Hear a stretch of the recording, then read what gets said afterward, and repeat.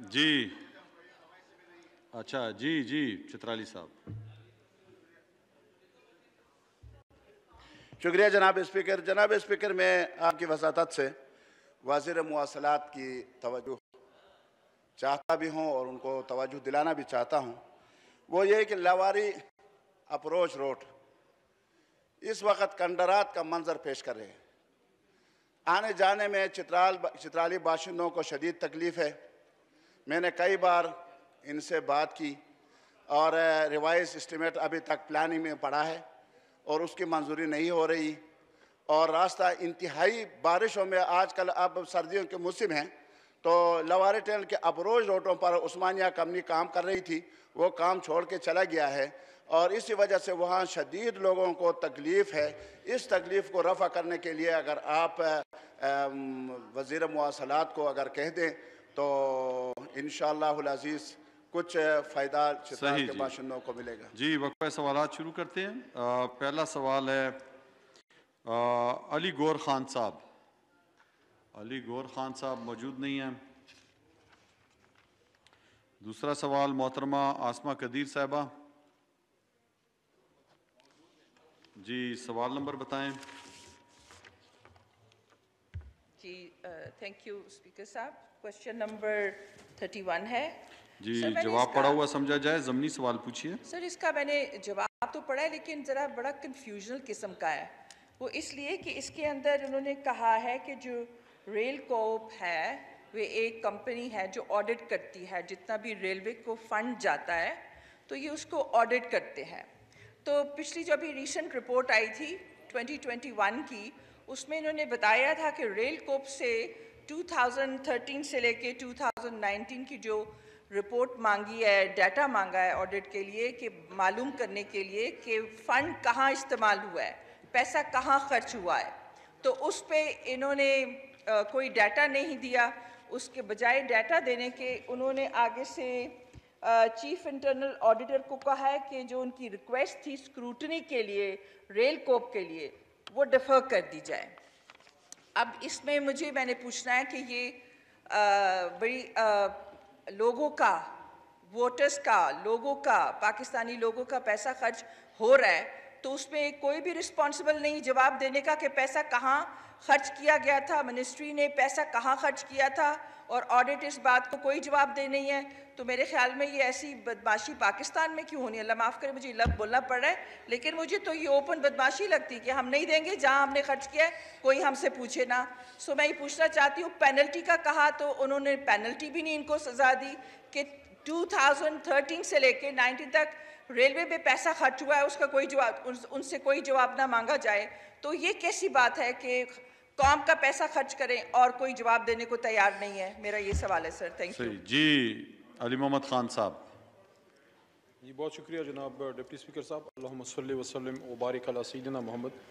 इसका जवाब मैं आज़म स्वाति साहब के हिबाह पे दूंगा, मिनिस्टर फॉर रेलवेज़। लेकिन उससे पहले आप सबको गुज़िश्ता जो कल का दिन था, ईद मिलादुन्नबी मुबारक।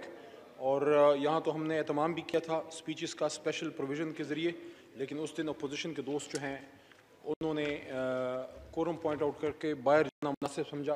हम सबको उसका बड़ा दुख है कि उस दिन हम अगर सारा दिन यहाँ पे लगा लेते तो पार्लियामेंट का भी उसमें हिस्सा आ जाता। पूरी कौम ने जिस तरह से और रियासत ने ओन किया है इस बार ईद मिलादुन्नबी सल्लल्लाहु अलैहि वसल्लम को जिस तरह मनाया गया है, कल पूरे दिन अपोजिशन, हुकूमत, सब लोगों ने, उलमा, आम लोग, लेकिन पहली बार रियासत ने बहुत बड़े पैमाने पर इसको ओन किया है। लेकिन अफसोस की बात है कि पार्लियामेंट का उसमें उस तरह से हिस्सा यहाँ पे अंदर ना आ सका, हालांकि हमारी कौमी असम्बली ने उसको प्ले किया बाहर। लेकिन बहुत अफसोस है कि उस दिन अपोजिशन ने यहाँ पे जवाब दें। जी, सवाल का जवाब दें। जी, आसमा कदीर साहिबा ने जो सवाल उठाया है उसका सिंपल सा जवाब है कि AGPR उनकी ऑडिट थी, जिसकी वजह से रेल कोप ने रिक्वेस्ट की थी कि इंटरनल ऑडिट को फ़िलहाल डिले किया जाए, क्योंकि वो एक वक्त में एक ऑडिट करा सकते थे।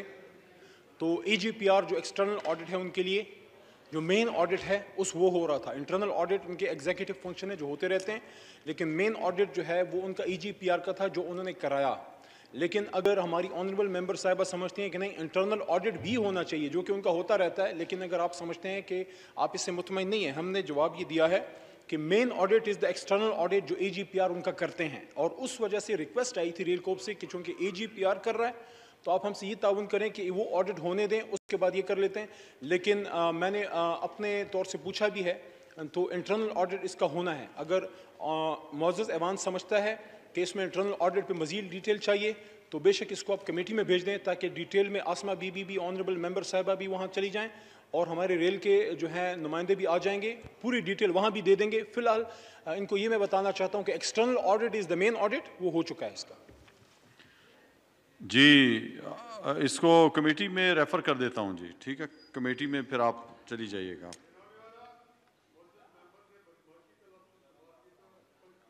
एक्सपंज करते हैं इसको जी, बिल्कुल सही जी। जनाब किस्मल खिलदास साहब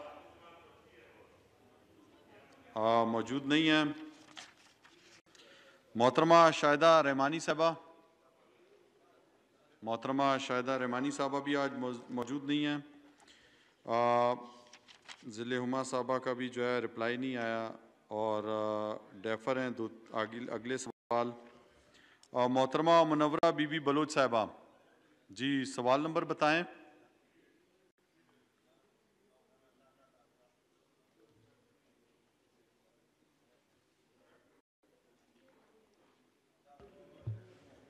बिस्मिल्लाहिर्रहमानिर्रहीम। शुक्रिया जनाब speaker. Question number 38।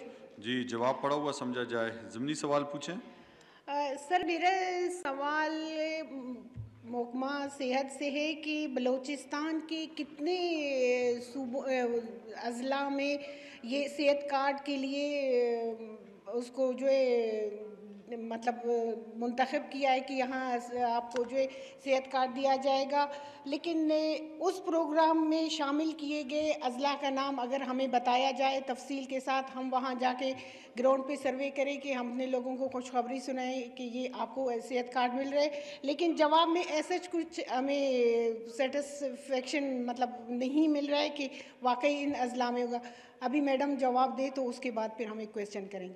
Thank you जी। मोहतरमा डॉक्टर नौशीन हामिद साहबा। सर इन्होंने बलूचिस्तान के हवाले से पूछा है। इस वक्त जो सेहत सहूलत प्रोग्राम है वो फेडरल गवर्नमेंट जो है वो ICT को गिलगित बल्तिस्तान और आज़ाद जम्मू कश्मीर के तमाम रेजिडेंट्स को कवर कर रही है, और जो प्रोविंसेस हैं वो अपना प्रोग्राम खुद चला रही हैं। इस वक्त KP गवर्नमेंट जो है वो अपना प्रोग्राम चला रही है, पंजाब अपना चला रही है। अभी तक बलूचिस्तान ने इसको ऑन नहीं किया था, मगर अब हमारी जो रिसेंट मिनिस्ट्री ऑफ हेल्थ से उनकी बातचीत हुई है और सेहत सहूलत प्रोग्राम से जो बातचीत हुई है उसमें ये डिसाइड किया है कि बलूचिस्तान गवर्नमेंट भी ये अपने ओन के ऊपर ये शुरू करेगी।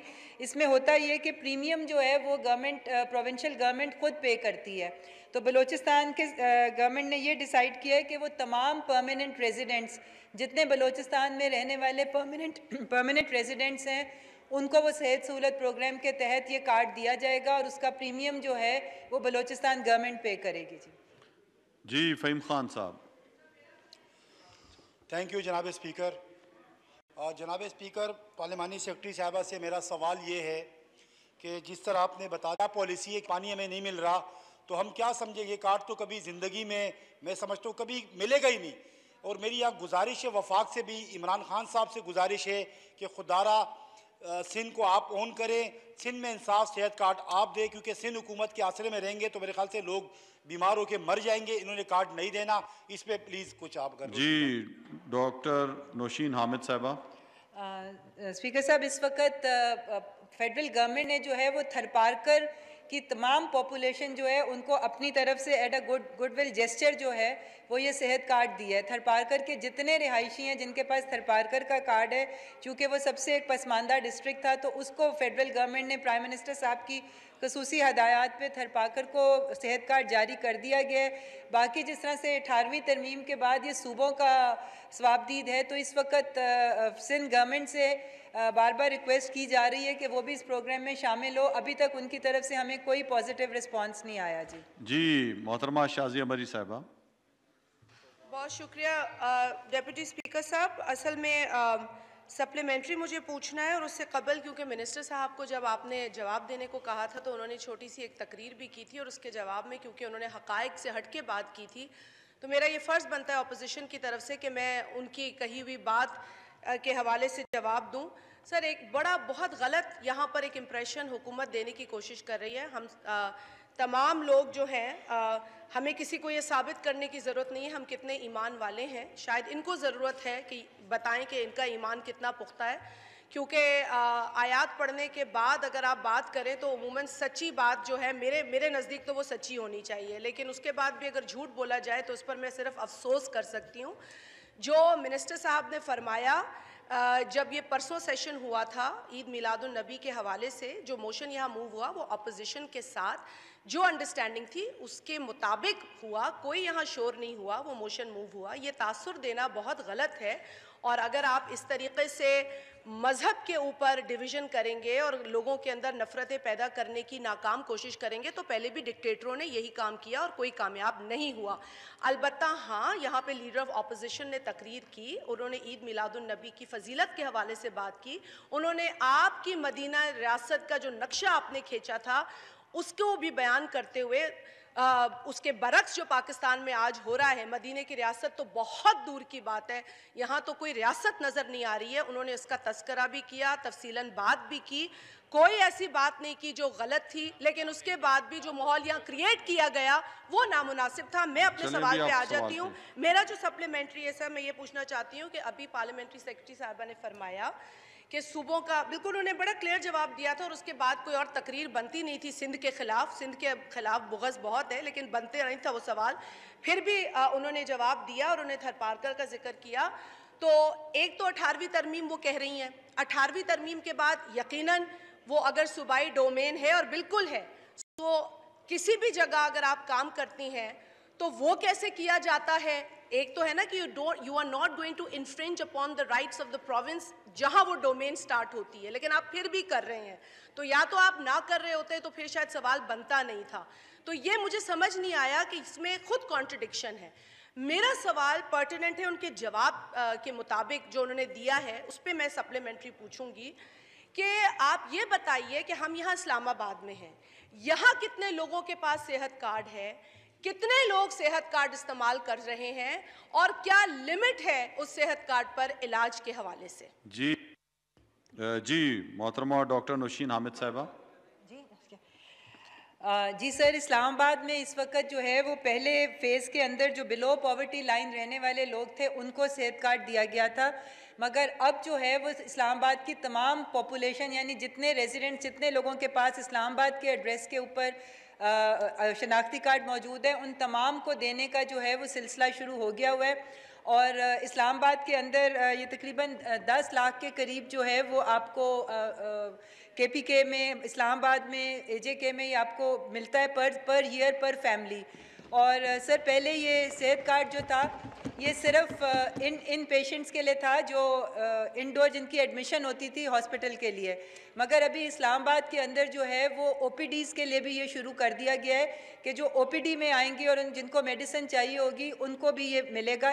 इसी तरह KP में भी जो है ये OPDs के लिए खोल दिया गया है और आने वाले दिनों में हमारा इरादा है मार्च 22 तक के तमाम पंजाब की पॉपुलेशन को भी मिल जाएगा। KPK की ऑलरेडी सारी पॉपुलेशन को मिल चुका हुआ है सर। सिर्फ इस वक्त सिंध जो है मैं समझती हूँ कि उसको ज़रूरत है, क्योंकि वहाँ पर ऑलरेडी जो सेहत के हालात हैं वो बहुत ख़राब हैं और वहाँ के जो इंडिकेटर्स हैं, चाहे वो मैटरनल मोर्टेलिटी रेट हो, इन्फेंट मोर्टेलिटी रेट हो, हेपेटाइटिस हो, एड्स हो, ट्यूबरक्लोसिस हो, सर वो सारी चीज़ों में सिंध जो है वो लीड कर रहा है। और अभी HIV एड्स के जितने आउटब्रेक्स जो वहाँ पर हुए थे सिंध में, सर वो हमारे लिए एक बहुत लम्हा फ़िक्री है। तो मैं समझती हूँ कि सिंध को फौरी तौर के ऊपर सेहत कार्ड जो है वो शुरू करने चाहिए।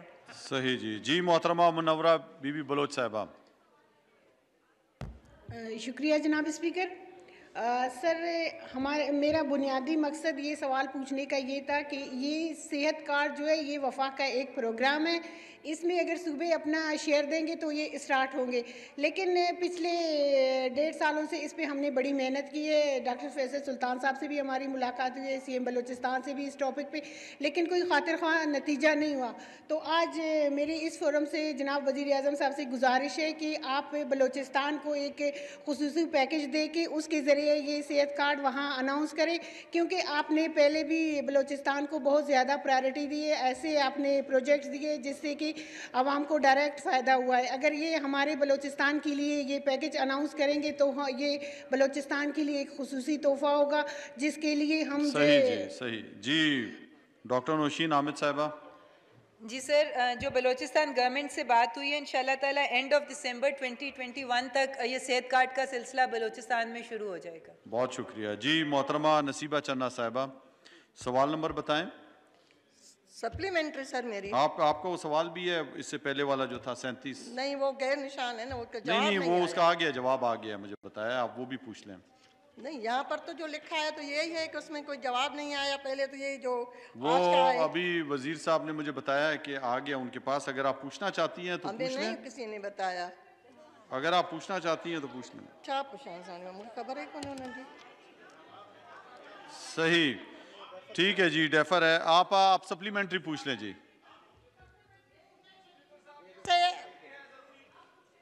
जी स्पीकर साहब, मैं ये कहती हूँ कि जो अभी हमारी बहन मोहतरमा ने ये फरमाया है कि डॉक्टर नौशीन साहिबा ने कि सिंध में डेंगू की और बहुत सारी बीमारियाँ हैं, तो मेरी बहन आप ये तो देखें लाहौर में कितनी डेंगू है, पंजाब में कितनी डेंगू है। सिर्फ आपको नींद में भी सिंध याद है, और सुबह की नज़र रखें और सुबह में क्या हो रहा है। पानी की आप बात कह रही हैं, पानी क्या या इस्लामाबाद में कुछ सही मिल रहा है, इधर उधर तो आप देखें सिर्फ सिंध की बात कर रही है। सिंध को यहाँ से मिला क्या है? सही जी, वो नजर नहीं आपको आ रहा। डॉक्टर नौशीन आमिद साहिबा। सर, सिंध का जिक्र यहाँ पर एक ऑनरेबल मेंबर हैं, उन्होंने शुरू किया था, इसलिए मैंने उनकी बात का जवाब दिया था। मगर इस वक्त जो हमारे पास इंडिकेटर्स हैं उसमें वाकई ही सिंध जो है वो सबसे पीछे है, और जो इन्होंने अपना बजट रखा था 500 अरब रुपए का, वो भी कहीं पर हमें नज़र नहीं आ रहा कि सेहत के शोबे में लगाया जा रहा है।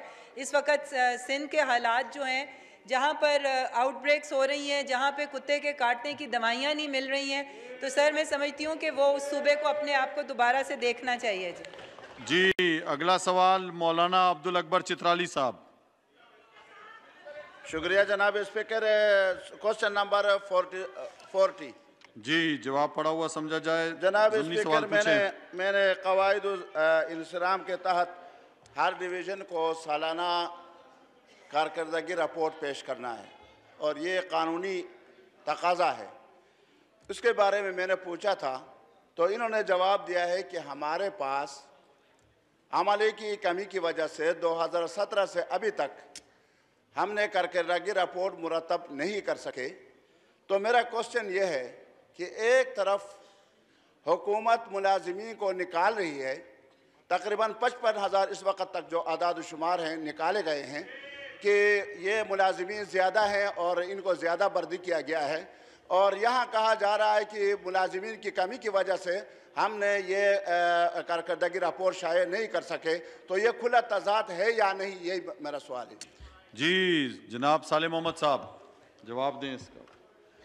जनाब स्पीकर, जिस तरह मौलाना अब्दुल अकबर चित्राली साहब ने एनुअल बुक की बात की, तो चूँकि हमारी मिनिस्ट्री का क़याम 2017 में आए और 2017 के बाद चूँकि हमारे पास ऑफिसर्स की बहुत कमी थी, काफ़ी शार्टेज, अभी बड़ी मुश्किल से हमारा जो मुकम्मल जो अमला है पूरा हुआ है, और अब उस बुक पे तकरीबन हमने पूरा डेटा मंगवा लिया है, जो हमारे यानी वापडा से, इरसा से, PCIW और FFC से हमने पूरा डेटा लेके एक बुक तैयार कर ली है।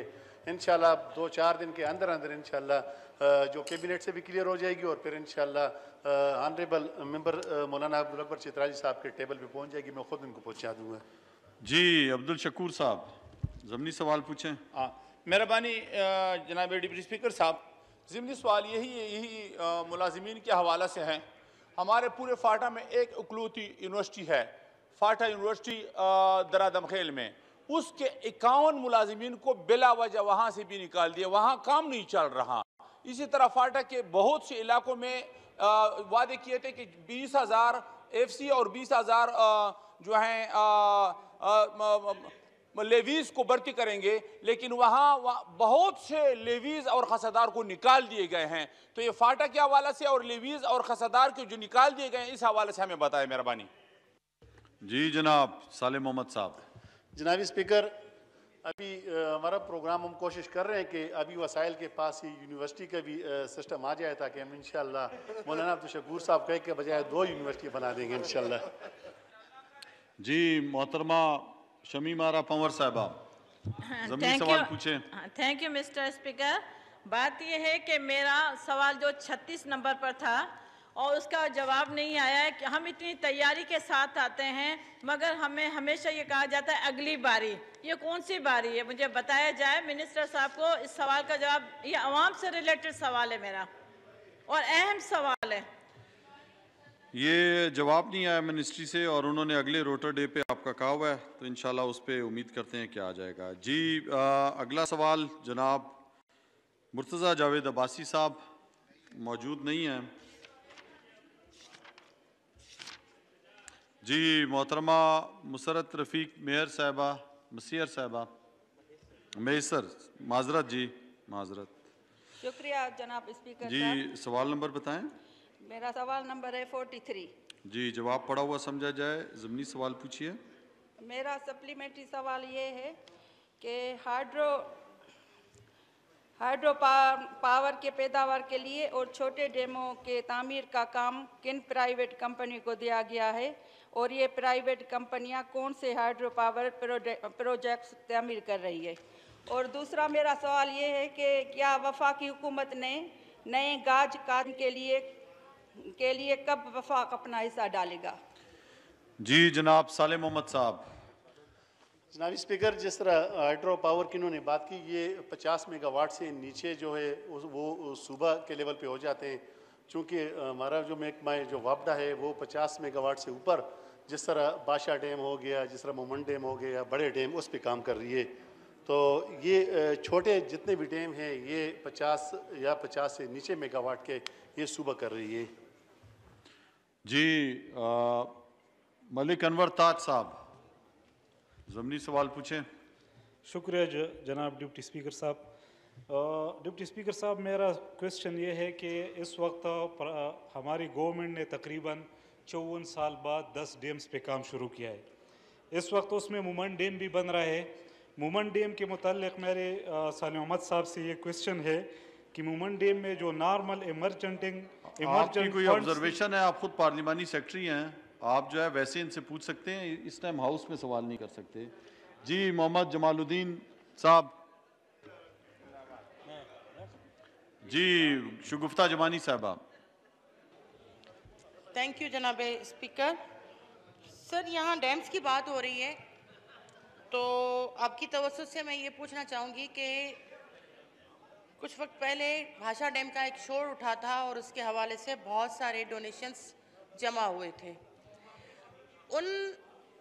वो जो पैसे जमा हुए थे और जिन शख्सियात ने ये बेड़ा उठाया था वो तो खैर से बैरून मुल्क सुधार गए। जिन्होंने कहा था कि हम चारपाई डाल के यहाँ पे पहरा देंगे, वो तो बैरून मुल्क सुधार गए।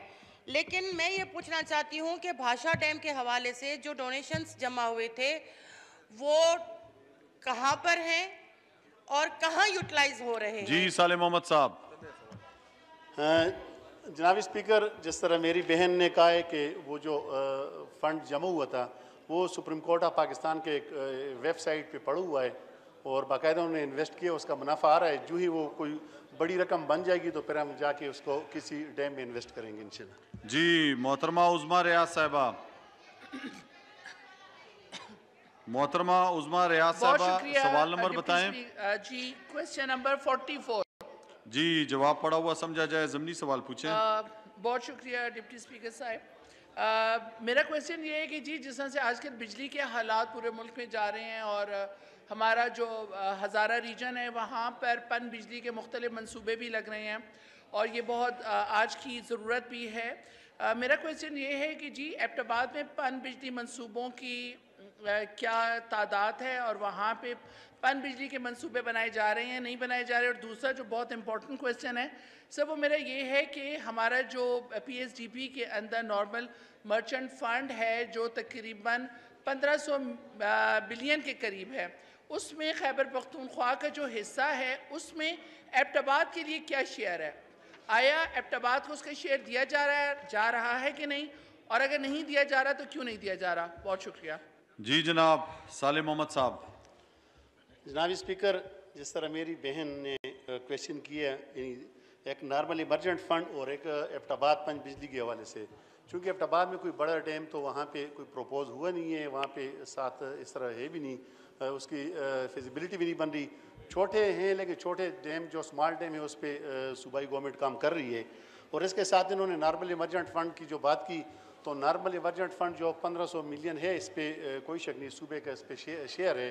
तो ये मेरी बहन बाकायदा इसका PC1 जो सूबे के थ्रू, सूबे इरिगेशन डिपार्टमेंट के थ्रू वहाँ पे ये हमारे पास आएगी, वहाँ पे इस पर PDWPO के फिर यहाँ पे हमारा महकमा जो DWP करके हम प्लानिंग में भेज देंगे। इनका जो भी PC1 आएगा इंशाल्लाह हम अप्रूव करेंगे।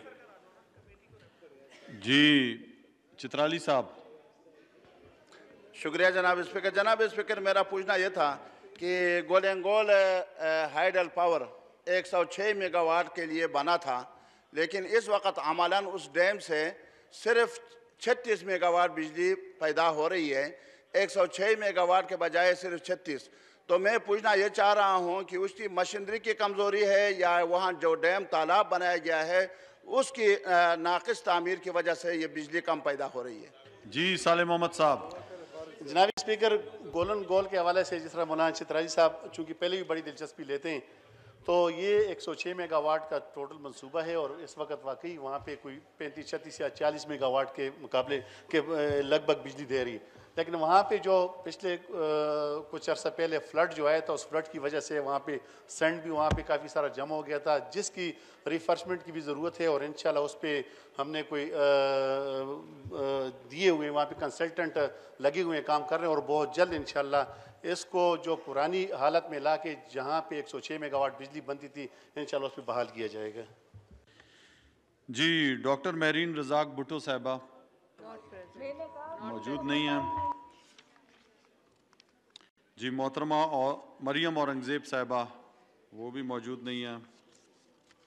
चौधरी मोहम्मद हामिद हमीद साहब वो भी मौजूद नहीं है। मोहतरमा फौजिया बहराम साहिबा,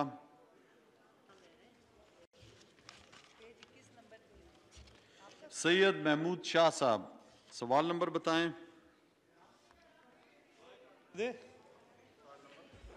सवाल नंबर है जी 52। सवाल नंबर 52। जी जवाब पड़ा हुआ समझा जाए, ज़मीनी सवाल पूछें। मेरा सप्लीमेंट्री सवाल ये है कि बाद में फेडरल गवर्नमेंट इनको बाद में ले लेता हूँ, अभी पहले इनका ले लूँ। जी फेडरल गवर्नमेंट अस्पताल की इमरजेंसी कोरोना के दौरान बंद रही है, और दूसरा ये कि इन्होंने मुझे मेरे सवाल के जवाब में इतना बड़ा पलंदा भेजा है, ये बिल्कुल हक़ाइक़ के मुख्तलिफ है। और वहाँ के लोगों से मैं ख़ुद मिला हूँ, उनके पास सबूत भी है और वहाँ करप्शन हुई है, और ये अपने चाहने वालों को किराया की मद में अदायगी दी जाती है, लेकिन जबकि बाकियों पर बेजा एतराज़ लगाए जाते हैं। और आपसे गुजारिश है कि मेरा इस मसले को, ये अस्पताल के मसले को कमेटी में भेजा जाए ताकि वहाँ दूध का दूध और पानी का पानी हो जाए। जी जी सैयद महमूद शाह साहब, माइक कौन है आपका? जी भाई मैंने अपना सप्लीमेंट्री सवाल ये किया कि जो फेडरल गवर्नमेंट अस्पताल की इमरजेंसी है वो कोरोना के दौरान बंद रही है, और दूसरा ये कि इन्होंने जो मुझे सवाल के जवाबात भेजे हैं ये बिल्कुल हक़ाइक़ के मुख्तलिफ है। जिन लोगों से मैं मिला हूँ उनके पास सबूत भी मौजूद है कि वहाँ करप्शन हुई है, और जिन लोगों को ये चाहते हैं तो उनको किराया की मद में दे देते हैं और बाकी उन पर बेजा एतराज़ लगा देते हैं। मैं चाहता हूं कि इसको कमेटी में आप भेजें। मैं पहले उनका जवाब तो आप ले लें, उसके बाद भेजता हूं। जी डॉक्टर नौशीन आमिद साहिबा। सर इन्होंने फेडरल जनरल हॉस्पिटल चक शहजाद के बारे में सवाल किया है, तो सर बिल्कुल ये यहाँ की इमरजेंसी जो है वो खुली रही है, बल्कि 100 बेड्स जो हैं वो कोरोना पेशेंट्स के लिए यहाँ पे मुख्तस किए गए थे और वहाँ पर पेशेंट्स एडमिटेड भी रहे हैं, वहाँ पे कोरोना की ट्रीटमेंट भी होती रही है। उसके अलावा वहाँ पे कोरोना वैक्सीनेशन सेंटर मौजूद है जहाँ पर दिन में कई हज़ारों की वैक्सीनेशन भी हो रही है। उसके अलावा गायनी की जो इमरजेंसी है वो एक दिन के लिए भी बंद नहीं हुई थी सर, वहाँ गायनी की इमरजेंसी भी चल रही है। और आजकल जो है वहाँ पे डेंगू के भी 70 बेड्स वहाँ पर एलोकेट किए गए हैं। तो इस वक्त फेडरल जनरल हॉस्पिटल जो है वो पूरी तरह से अपना काम कर रहा है और जो इस वक्त ज़रूरत है इस्लामाबाद की वो पूरी कर रहा है। जी कमेटी में भेज देता हूँ जी इसको। जी मोहतरमा फौजिया बहराम साहबा।